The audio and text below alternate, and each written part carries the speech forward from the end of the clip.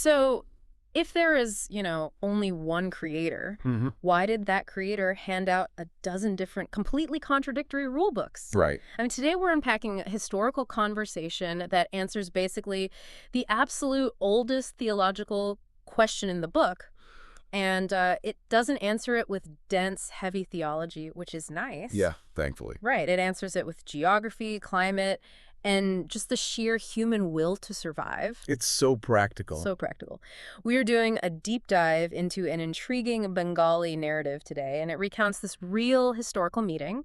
It took place in Rajasthan, India, and it is sized between the famous philosopher and monk Swami Vivekananda and a man named Munshi Ali Faz. And it is just a brilliant piece of history to examine, really. Because, if you think about it, that's the one about why there are so many religions with conflicting rules. Right. That's usually just a recipe for an argument. Oh, absolutely. I mean, we tend to view global theology as this high-stakes map where any deviation from your specific rule book just looks like a divine trespass. Right, like you're failing the test. Exactly. But Vivekananda provides this framework for looking at human history, not through the lens of conflict, but just through the lens of pure adaptation. Okay, let's unpack this, because the setup here it's just so relatable. Yeah. Munshi Ali Faz approaches Swami Vivekananda with this really heavy anxiety. You can feel it in the text. You really can. Yeah. He explains that he was taught from childhood that God Allah is one, like the singular creator of the entire universe.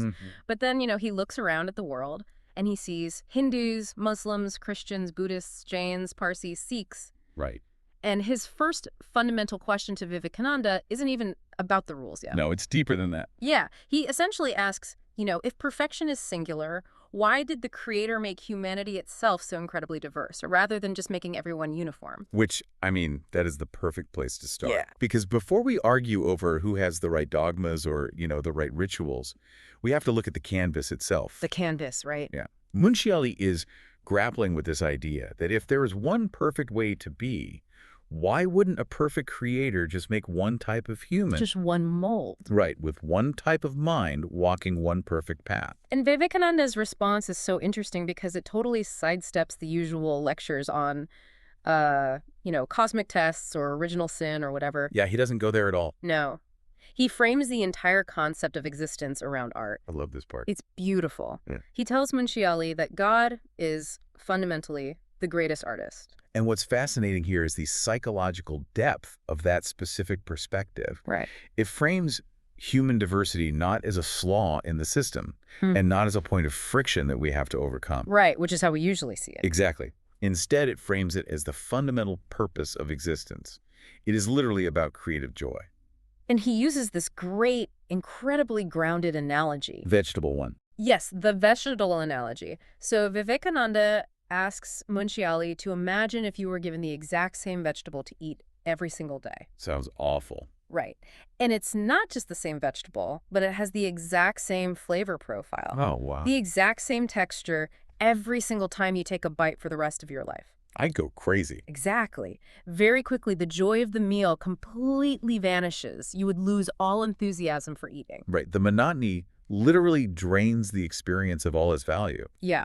And he extends that logic to the concept of the creator as a painter. Okay, right. If you force an artist to paint the exact same picture with the exact same colors over and over again for eternity, they'd be miserable. Yeah, that artist is going to find absolutely zero satisfaction in the process. Wow. So the satisfaction, the actual joy of the creator, Yeah, comes directly from the variety in the creation. I love that so much. It's it's like a musician. Oh, totally. Like a composer wouldn't just write a song using one single note played repeatedly on the same instrument. Just one note over and over. Yeah, I mean, you could, but it's not exactly going to move anyone to tears, right? Yeah.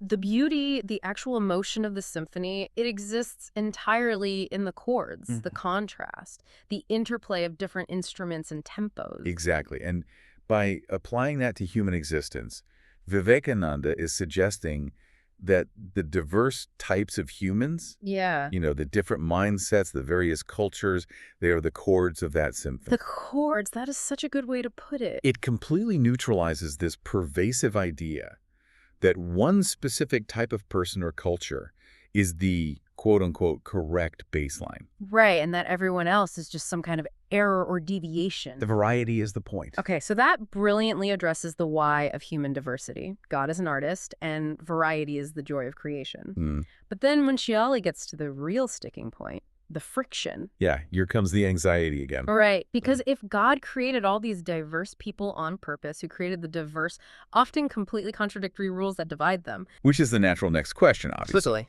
We might accept that people look different and think differently by divine design. But the rules they follow, the dogmas, Right. they almost always claim to be absolute, universal mandates from that same singular creator. Yes. And this brings us to the dietary and lifestyle contradictions that Munshi Ali is so anxious about in the text. He brings up some heavy examples. He really does. He brings up the most glaring, high-friction examples he can possibly think of. Right. He says, look at this map. One religion eats beef. Another religion actively worships the cow. A third religion allows you to eat both cow and pig. And yet another strictly bans the eating of pork under threat of divine punishment. It's all over the place. It is.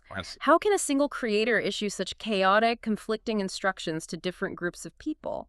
In a very logical anxiety to have. Yeah. I mean, if these rules are the ultimate testaments of divine law, then someone, somewhere, is failing the test terribly. Right. But here is where Vivekananda drops this massive revelation. This is the turning point. It really is. He tells Munchiali point blank, God did not dictate these dietary rules. Wow. God didn't make these separate, conflicting religions. Humans created these rules. Just human. Just human. And they built them based entirely on their local geography, their climate, and just the sheer convenience required for survival. Which, if we connect this to the bigger picture, it completely demystifies religious dogma. Oh, absolutely. He is explaining that what we now view as sacred, inflexible laws started out as literally nothing more than practical environmental adaptations. Hold on, though. I want to push back on this a little bit. Okay, sure. Because I'm trying to put myself in Munchiali's shoes here. Fair enough. I get the practicality of it, I really do, but these are deeply held sacred laws. People base their entire spiritual identities on them. They do, yeah. So how do you go from a practical habit like, hey, don't eat this because it's bad for our local economy, to, you know, the creator of the universe will punish you if you eat this? How does a survival guide become a holy text? That is the crucial mechanism at play here. And it's something we really have to look at anthropologically. Okay, how so? Well, you have to remember that in ancient societies, there were no centralized health departments. Right, right. There was no Department of Agriculture issuing sustainability guidelines. No FDA. Exactly. Right. So if tribal leaders or early societies figured out a rule that ensured the community's survival in their specific climate, Yeah. the absolute most effective way to enforce that rule across generations was to attach a divine consequence to it. Oh, I see. Yeah. It's almost like a game of multi-generational telephone. Yes. Perfect analogy. Like in the first generation, the elders say, we cannot kill the cow because if we do, we lose the milk and our children will starve. It's pure economics at that point. Pure economics, right. Yeah. But 5, 10, maybe 20 generations later, the original practical context is completely forgotten. Right. And the message has mutated into the cow is a sacred deity and harming it is a cosmic sin. Exactly that. The practicality hardens into dogma. Let's look at the specific geographical examples Vivekananda provides to Munchiali, actually. Yeah, let's do that. He breaks it down by landscape. So, take coastal people. Okay. If your community is living right on the edge of the ocean, you don't have sweeping plains for massive agricultural farming. Right. You just have sand and water. Exactly. You adapt to what is in front of you. So they relied heavily on the fish from the sea.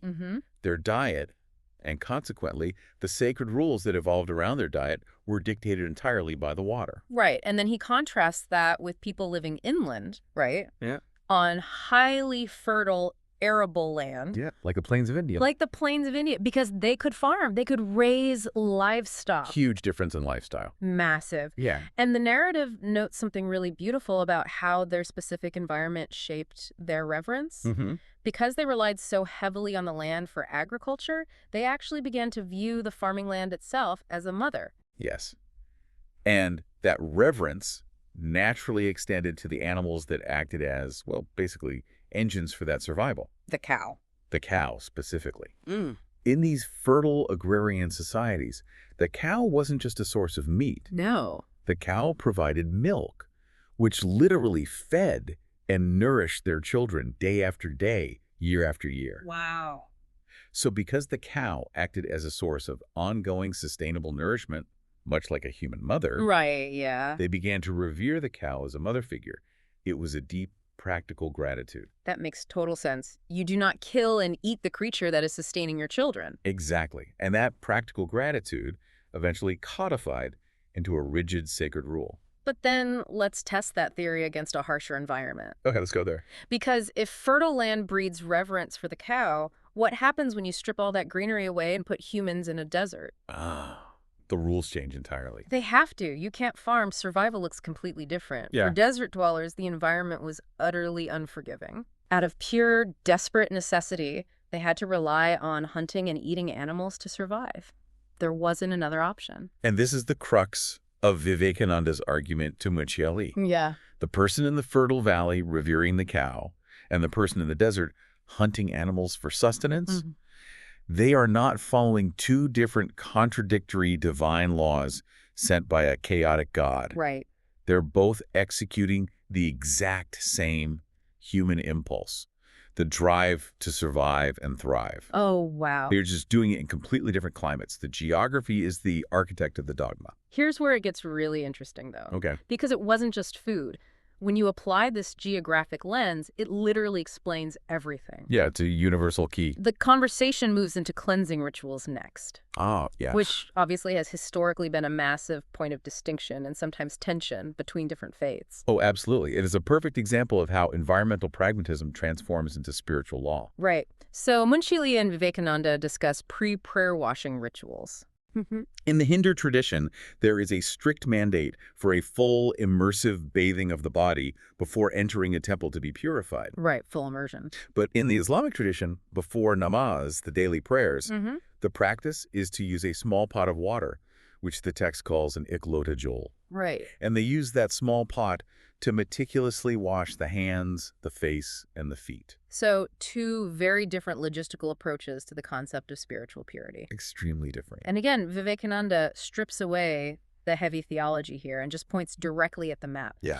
He explains that the rule for a full immersive bath in Hinduism developed quite simply because the geography of India supported it. It had the water for it. Exactly. India is a land historically abundant with vast rivers, waterfalls, and lakes. Right. There was absolutely no shortage of water. So full bath was a highly practical, accessible way to clean oneself before a sacred moment. But then you look at the origins of Islam in the arid, incredibly harsh landscapes of Arabia. Right, total contrast. As Vivekananda points out to him, where on earth was the water going to come from in the middle of a desert for an entire community to take a full immersion bath 5 times a day before prayer? It was geographically impossible. Impossible. In that climate, water is literally the most precious resource in existence. Yeah. It would have been a death sentence for the community to waste that much water on full baths. So the rule adapted to the reality of the sand and the heat. The community figured out how to use a small, highly conservative amount of water to clean the essential parts, the hands and the face. The spiritual purity became symbolic, executed through a strict economy of water. It is brilliant in its simplicity. It really is. It highlights how human beings across wildly different regions share the exact same underlying impulse. Yes. In this case, it's just the desire to be clean and presentable before approaching the divine. Right. The impulse is universal. Yes.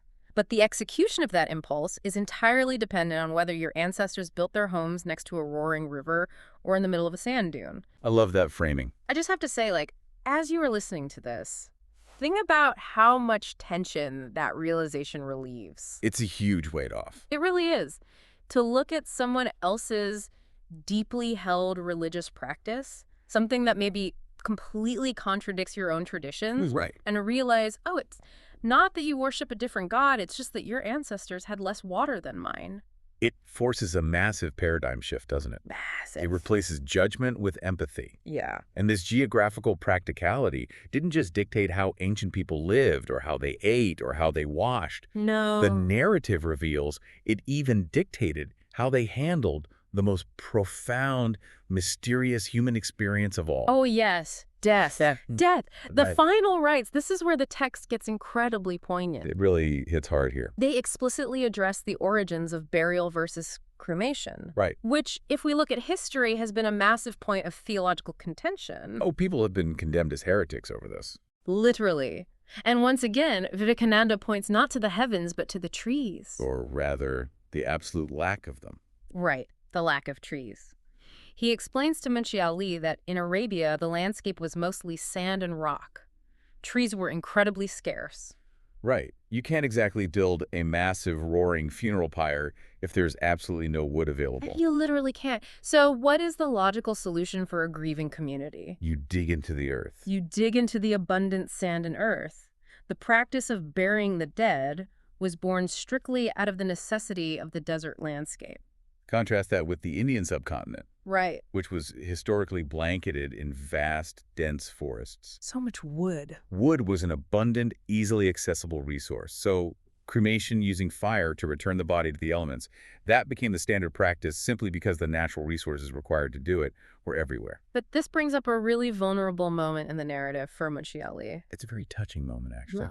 It is, because he has been raised his entire life to believe that these specific rules are strict divine mandates. Right, they aren't just logistics to him. No. The way you handle a body isn't just logistics. To him, it's the difference between salvation and damnation. He's terrified. He is. So he gets anxious, and he asks Vivekananda a very pointed, fearful question. Right. He says, if a Hindu person is buried in the ground, instead of being cremated in a fire, will God be angry? Will it be considered a sin? It is the ultimate fear of, like, doing religion wrong. Yes. There's a deep-seated anxiety that God's this eternal administrator with a clipboard. A clipboard, exactly. Checking to see if you use the correct geographical logistics to dispose of a physical body. And what does Swami Vivekananda do? He laughs, doesn't he? He laughs. The narrative says he genuinely laughed. Yeah. And he responded that we are all children of the Supreme Soul, the Paramatma.